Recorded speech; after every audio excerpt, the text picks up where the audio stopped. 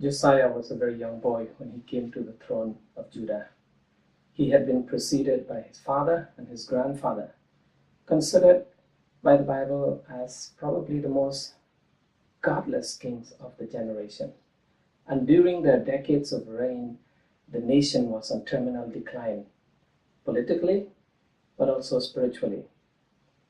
As a matter of fact, conditions were so bad that God had virtually decided that the whole nation was to go into exile. It became known as the Great Babylonian Captivity.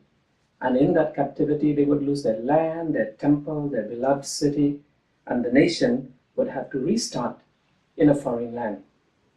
Josiah comes into the throne as an 8-year-old boy at this particular moment in time, and he takes it upon himself to try and avert the course of history.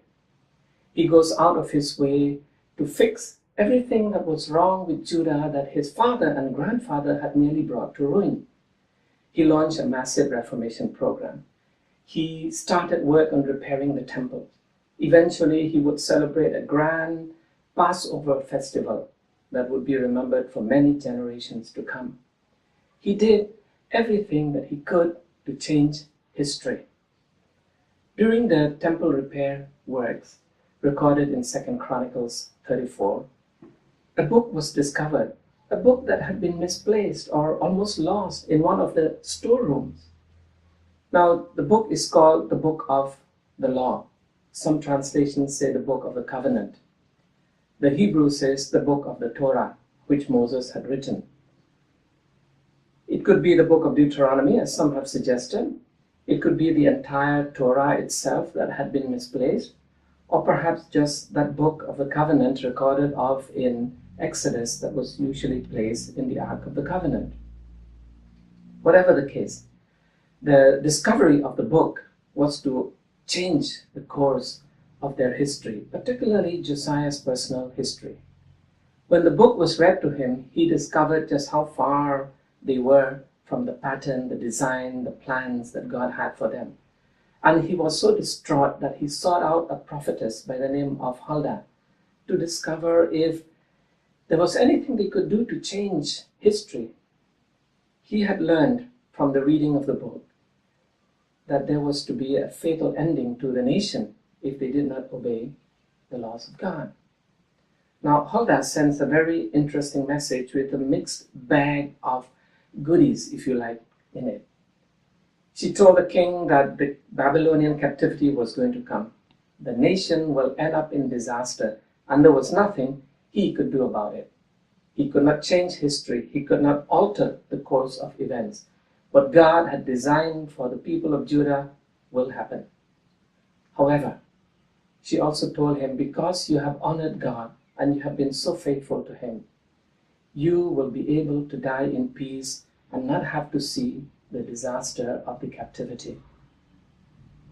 For those who are responsible for the lives of others, teachers in schools, pastors in churches, leaders in organizations, who are tempted to think that if they are just faithful enough to God, they can somehow change history and change the lives of people around them.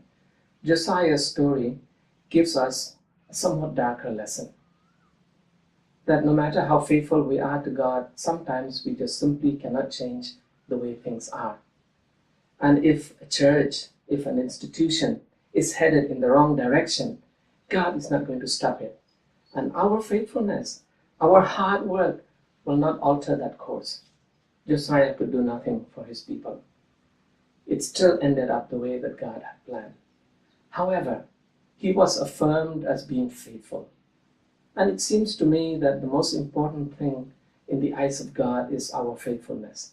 Not our frailties, not our failures, not our successes.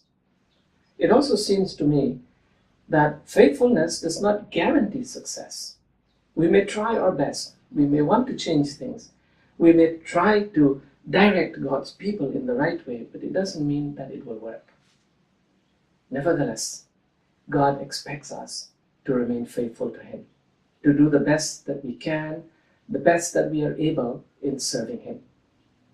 Our evaluation before God as servants, as ministers, as teachers, is that we are faithful to Him. God doesn't care about the success factor, the popularity factor. There is no polling that is done.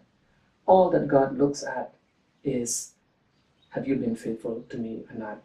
That is the essence of leadership. That's the essence of a Bible worker, teacher, minister. And I hope that you will take to heart this lesson of Josiah. It is possible to be faithful and still fail, but God looks only at the faithfulness. I wish you all a very good day and a good week ahead. God bless.